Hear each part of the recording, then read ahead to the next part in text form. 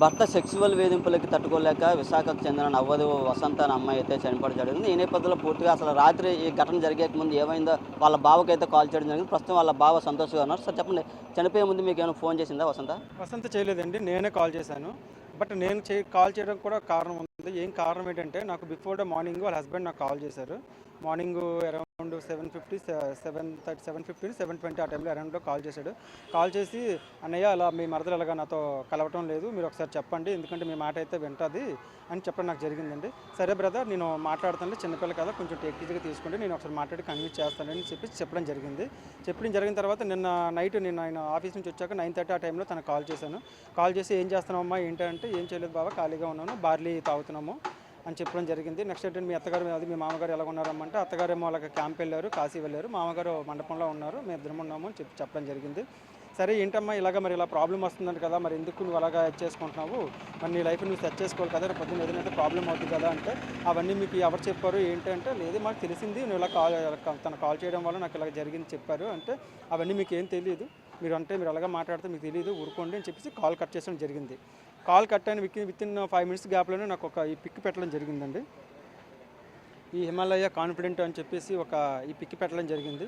ఈ పిక్ పెట్టిన వితిన్ మళ్ళీ ఒక 2 minutesకి 3 minutesకి నేను ఒక మెసేజ్ పెట్టిన తను ఏమో మెసేజ్ పెట్టిందంటే, ఈ ట్యాబ్లెట్స్ వాడుతున్నాడు మీ తమ్ముడు, ఎందుకు వాడుతున్నాడు మీరు అడగండి, మీరు అడిగిన తర్వాత అప్పుడు నాతో మాట్లాడమని చెప్పిస్తున్నదండి. బట్ ఏంటంటే ఆ టైంలో నేను ఇంకా ఆ అబ్బాయిని అడగడం పద్ధతిగా బాగోదు కదా, 9:30, 9:50 ఆ టైంలో ఇంకెందుకులే అని చెప్తే నేను టేక్టీజ్గా తీసుకుని వదిలేశాను.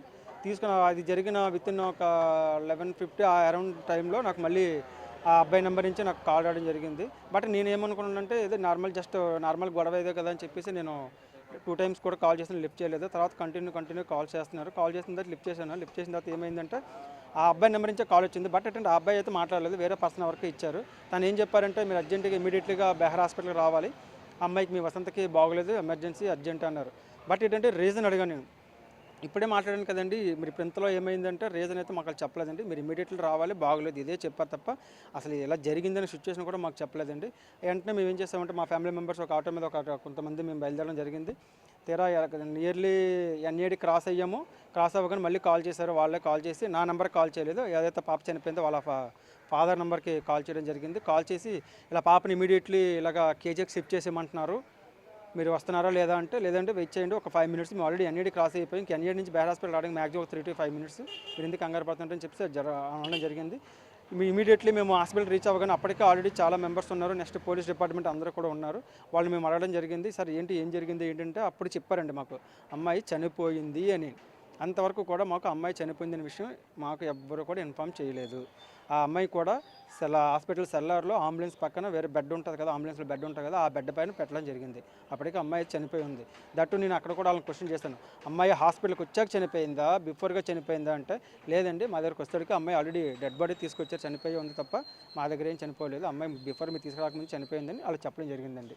అంటే సూసైడ్ చేసుకుంది లేదా పేరెంట్స్ అయితే చంపేశారు అని చెప్తున్నారు. మేబీ అదే సార్, ఎందుకంటే తను కంటిన్యూగా సెక్సువల్ హెరాస్మెంట్ చేస్తాడు. ఎందుకంటే మాకు చెప్పింది కదా, తను వాళ్ళ మదర్ కూడా చెప్పించారు నెంబర్ ఆఫ్ టైమ్స్, తను ఇలా ట్యాబ్లెట్స్ వేసుకుని నన్ను అవి డిఫరెంట్ వీడియోస్ చూసి అలా ఆ డిఫరెంట్ వేస్లో ఉండమంటున్నాడు, నేను తట్టుకోలేకపోతున్నాను, మీకు తెలియట్లేదు ఆ పెయిన్ ఏంటో నేను అనుభవిస్తున్నాను కాబట్టి నాకు తెలిసిన కదా, మీకు ఎలా తెలిసి మీకు ఏం తెలియదు కదా, మీరు ఎలా చెప్తున్నారు అని చెప్పేసి తను చాలా సఫర్ అవ్వడం, చాలా ఏమంటారు దాన్ని, దిగ్బంధకు బాగా గురయిందండి. దానివల్ల మెయిన్ ఆ అమ్మాయికి. లేదంటే పెళ్లి మొదట్లో ఎలా ఉండేవాడు? స్టార్టింగ్లో కొంచెం బాగానే ఉండేవారండి, ఎలాంటి అరేంజ్మెంట్స్ ఏమీ లేదు తప్ప అది బాగానే ఉంది. ఈ లాస్ట్ ఒక 1 week 10 days బ్యాక్ చిన్న ప్రాబ్లం అయింది, గొడవ అయింది. అలా అత్తగారికి ఈయనకి ఈ అమ్మాయికి ముగ్గురికి గొడవ అయింది. గొడవ అయితే మేము వెళ్ళి మాట్లాడడం జరిగిన తర్వాత మళ్ళీ మా ఇంటికి తీసుకొచ్చాము. ఒక 3 days ఉంచుకొని మళ్ళీ పంపించండి అంటే 3 days నుంచి పంపించాము.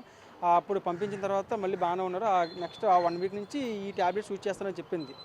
యూజ్ చేసి కంటిన్యూగా నన్ను చాలా హెరాస్మెంట్ చేస్తున్నాడు, నేను తట్టుకోలేకపోతున్నాను అని చెప్పడం జరిగిందండి. వాళ్ళ మదర్కి వాళ్ళ పేరెంట్స్ పిక్ పెట్టలేదు, ఇలా ట్యాబ్లెట్స్ వాడుతున్నాడు, అవి ఎందుకు వాడుతున్నాడో ఏంటో నాకు తెలియట్లేదు, ఆ ట్యాబ్లెట్స్ వాడడం వల్ల నన్ను చాలా ఇబ్బంది పెడుతుందని చెప్పడం జరిగింది తప్ప పిక్ అయితే పెట్టలేదు.